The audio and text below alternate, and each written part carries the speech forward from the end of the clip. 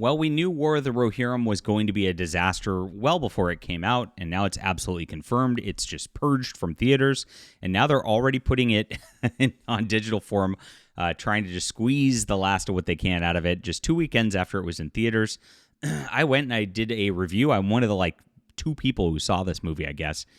You can watch it on the channel. It's a complete disaster. I don't need to go over it again. It's a bastardization of Tolkien. And in a format that, people are blaming the anime style format for it. I don't know about that. It is kind of a weird blend, like doing a Western fantasy in an Eastern style.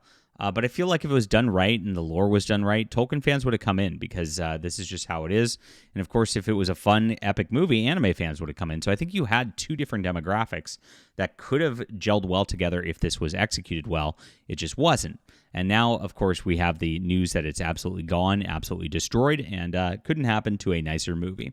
All right, hit the like and subscribe button and join us here, guys, as we talk about all things science fiction and fantasy. Really appreciate you for being here. I am a fantasy author myself. And if you like good fantasy, check out my For Steam and Country, as well as the sequels and the Adventures of Baron von Monocle. It's a 6-book series about an airship crew that's out adventuring. A lot of fun, a lot of cool monsters, a lot of epic action. It really, really speeds up and goes breakneck pace in books 2 and 3. Where you'll really fall in love with all of this. So grab the whole series today. If you got an Amazon gift card, that'd be great. It's available on ebook, print, and audio for your convenience. And I appreciate you all for being here, and I appreciate you for supporting the books. It's in the description below. Grab this today. Thank you. All right, so huge disaster. The Lord of the Rings War of the Rohirrim was a complete and utter disaster at the box office. So much that Warner Brothers is already putting the film on sale at various digital stores, including Amazon Prime Video. According to the numbers, Lord of the Rings, War of the Rohirrim only grossed about $15.7 million globally. It earned $7.8 million at the box office and another $7.9 million internationally in less than 2 weeks. $15.7 million is crazy low.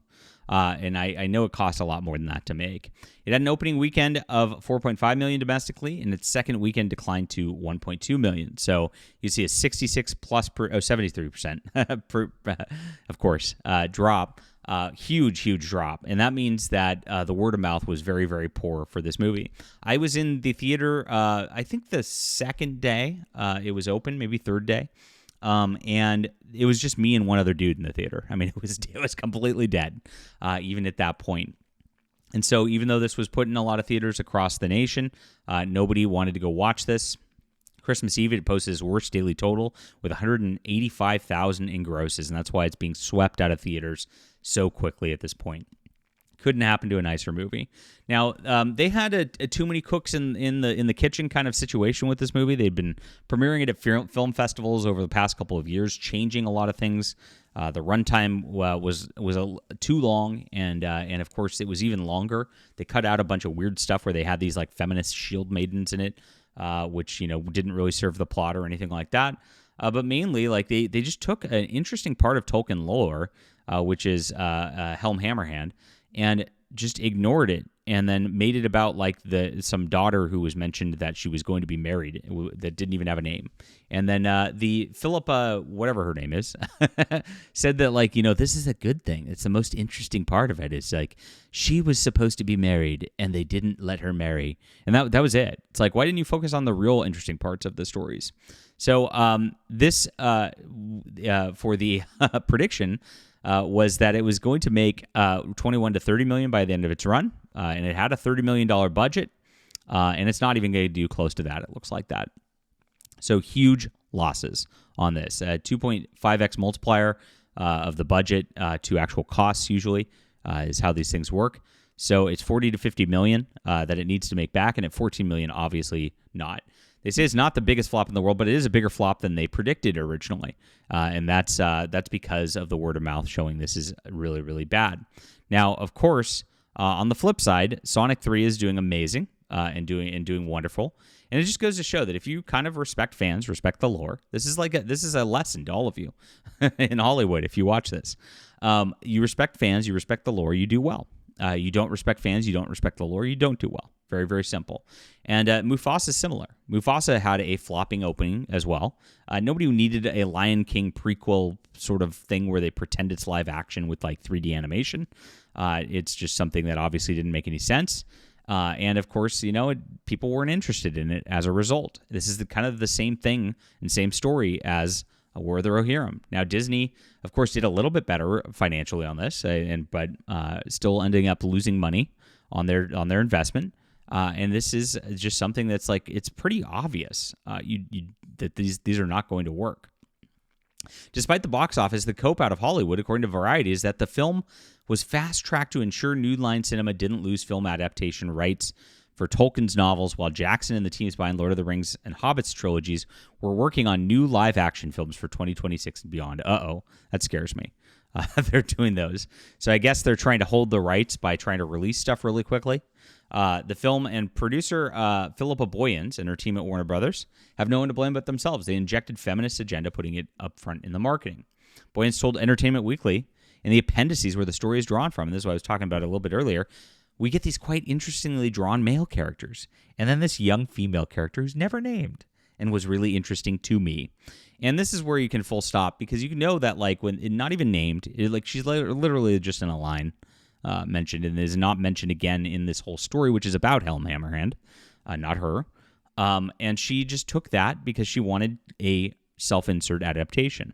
And that's what tends to happen in Hollywood. A lot of these hack writers out here literally just write self-inserts. It's like, oh, I want to see me. I want to feel seen. And because they do that, they're not real writers. They're not, they don't write quality scripts. And it always ends up the same. It's the same nonsense every single time. We know Helm has a daughter. We know she was central to the conflict that happened. She wasn't. Not at all. She was to be married. And then they said no. And so she was not a part of it. And that was it. That was her entire role. But myself, especially screenwriter Phoebe Gittgens, of course, another strong female feminist in Hollywood, we're drawn to her. We could feel the weight of being the unnamed daughter.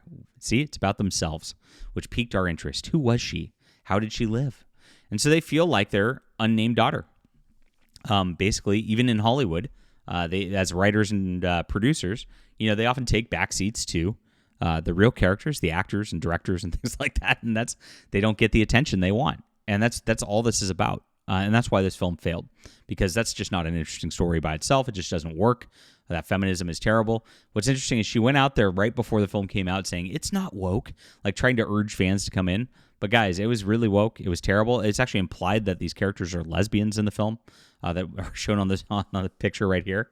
And it's just a complete disaster that deserved to die at this level. And here it is. There's nothing woke about this, guys, if you're out there. And no, nobody was out there for this. Very, very funny. Lots of cope on this. And it's just going to show. Get woke, go broke. Don't respect the lore. You're out. And that's what's happening with all of these franchises at this point. These people with these IPs are writing terrible fan fiction that is self-inserts. It's hack writing.